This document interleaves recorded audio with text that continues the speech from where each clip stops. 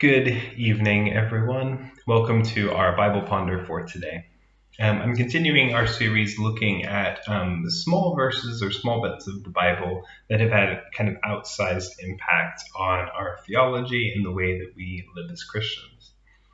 This one, I think, is an idea that is probably found in quite a few different verses that has kind of morphed over time into a general idea that we have in sort of Western Christianity. And I'm interested to see if this also kind of vibes with your own experience growing up. So one of the things that I got the sense of growing up, whether or not it was explicitly taught to me as often, I think it's certainly reinforced to us when we grow up as Christians, is that, and it's this idea that Christians are polite.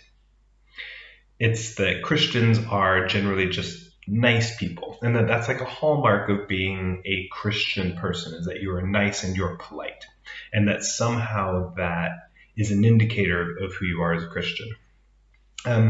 So straight off the bat, there's nothing in the New Testament specifically that says anything about necessarily being polite. There's a lot of things about social interaction, about how we treat one another with kindness, with respect, and all of that sort of thing. But there is a knock-on effect to this idea of politeness that I think has contributed in many ways to the church's, I'll put it this way, ineptitude in the face of a lot of the major social injustices that have been really thrown into the light in the last few years. These injustices have obviously existed in our societies for a long time, and the church has been completely ill-equipped to cope with these things. And I do think that part of it is this notion that we have given to us constantly, that to be a Christian, and a large part of being a Christian socially, is about a kind of politeness, a kind of niceness generally. And so I've picked out one verse where I think something like this comes from, and then I'm going to talk a little bit about the kind of difference in what I mean. So looking at Philippians chapter 2, this comes just after the great Christ hymn, as it's called, that Jesus, being in very nature God, did not consider equality with God, and all of that. So this comes on the heel of that. So he says, Paul writes this: "Therefore, my dear friends, as you have always obeyed, not only in my presence, but now much more in my absence, continue to work out your salvation with fear and trembling. For it is God who works in you to will and to act in order to fulfill his good purpose. Do everything without grumbling or arguing," or other versions might say without complaining or arguing, "so that you may become blameless and pure, children of God without fault in a warped and crooked generation. Then you will shine among them like stars in the sky as you hold firmly to the word of life. And then I will be able to boast on the day of Christ that I did not run and labor in vain. But even if I am being poured out like a drink offering on the sacrifice and service coming from your faith, I am glad and rejoice with all of you. So you too should be glad and rejoice with me." So there's that verse 14. And this was part of a song that I remember we had on a cassette tape that was a mix of different sort of Bible-y Christian songs sung by kids that we used to sing in the car when I was growing up. So do everything without complaining or arguing, so that you may become blameless and pure, children of God, without fault in a warped and crooked generation. So I think that part of this, on the face of it, you could just quote this verse, say, do everything without complaining or arguing. And that could point towards this sort of politeness kind of thing. But just to pick at this a little bit, first, I think that this is Paul talking to the church. It's the church in Philippi. And I think what he's saying to them, amongst themselves as a Christian community, is do everything together without complaining, without arguing with each other, without bickering. And this could be pretty good advice. How good does it look if we were out in the community as Ellen Parish Church, say, coming up, there's the pedal car race, and we're probably going to be out as a community in some form.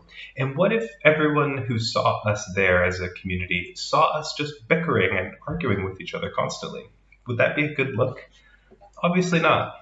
So I do think in that sense, the idea of being polite, being respectful, is an important sort of thing for us to have just as a basic respect for human beings. But an idea of a kind of social politeness being a hallmark of Christianity, I think has led to, again, what I just termed earlier as sort of ineptitude in the face of injustice. And here's what I mean.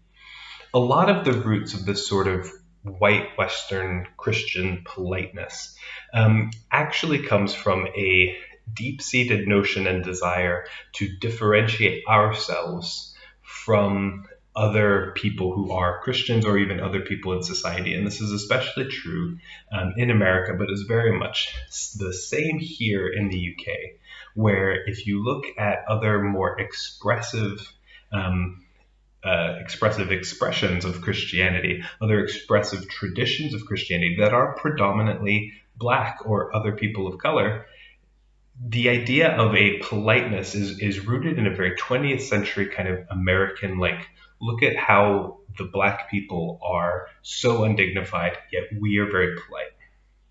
And that's just the basic truth of it, is that so much of this idea of a Christian politeness, and again, that sort of Southern charm and politeness that you see and you hear in people's voices and in the way they speak, and even a politeness that's kind of rooted in the culture here in the UK, comes from a way of trying to differentiate ourselves from other people, and often specifically Black people. And so there's a heavy racist thing in this politeness, because politeness then allows us to police other people's behavior. Because then you can say, look at that person, they're not very polite. Look what they did that was so against the social norms. How dare they do that? And it breeds a sense of superiority. It breeds a sense, and it takes us completely the opposite place from what we're told that politeness is meant to generate. We're told that that politeness is meant to generate a kindness and a respect for our fellow human beings. But what it actually starts to engender is a sense of superiority, a sense of judgmentalness, of just being judgmental that we have with one another.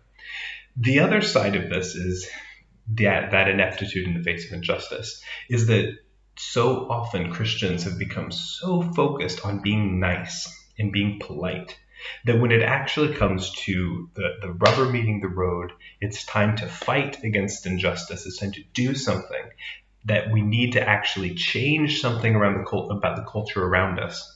We're so wrapped up in being nice and being polite that we don't know how to fight, we don't know how to have action, we don't know how to protest and how to stand up against governments and oppressive regimes and corporations and laws and things like that. We're so lost and wrapped up in an idea that Christianity is nicey nice that we don't actually have the tools or the rhetoric to stand up and fight against things. So as we're looking around, and we've looked for the last few years, especially, I know for my own consciousness as a fairly young person, I remember back with the riots in Ferguson, Missouri, but especially a couple years ago, the riots around the murder of George Floyd brought in this consciousness of social action.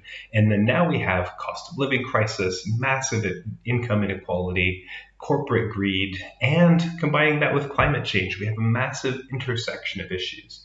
And if the church can't get over a sense that we need to be nice and polite, and we can't stand up and fight for the people who are going to be most affected by all of these issues, for the people who are going to be most hurt, who are literally going to die because of inequality and injustice, if we're going to get wrapped up in politeness and doing everything without complaining or arguing, as opposed to fighting for the poorest, then I think we're completely missing who Jesus was and what Jesus wanted from us as people. I don't think Jesus envisioned a world where we were super polite. One of the main examples that we can look to is, what did Jesus do when he saw some injustice in the temple? He didn't go and politely kind of say, hey, he didn't pull them off to the side, the money lenders in the temple, and say, hey, I think what you're doing is a bit wrong. Like, could we maybe cut it out? Like, we could maybe phase this out over the next, few weeks or, whatever. He went in with all of his righteous indignation and anger and started flipping the tables over because it was a demonstration. He didn't hurt anyone, but he sure made noise. He sure made his opinion known, and he was ready to stand up against what he saw as an injustice. So I don't think that being polite precludes us from being active, being vocal, and being action-oriented when it comes to the fight that we have ahead of us as people in this country who have a duty as Christian people to fight for the least of these, to fight for the poor, to fight for the widows and orphans, to fight for the people who are going to be harmed by the way that this government has run this country and allowed corporations and businesses to keep taking and taking money because they were profiting just the same. So that is my small bit of the Bible. I don't think that there's really anything in the New Testament or Old Testament that tells Christians directly to be polite above all else. I think that's something that has come about socially in an age where politeness as a means of control kind of exists. So you have my blessing to go out and be impolite, but especially be impolite. Don't let politeness get in the way of our fight for justice. That's what I would say from this Bible ponder. But let's do it united, let's do it together, and let's do it in love. So thank you for watching. Thank you for spending time with me this evening, and I hope that you have a good day. Bye-bye.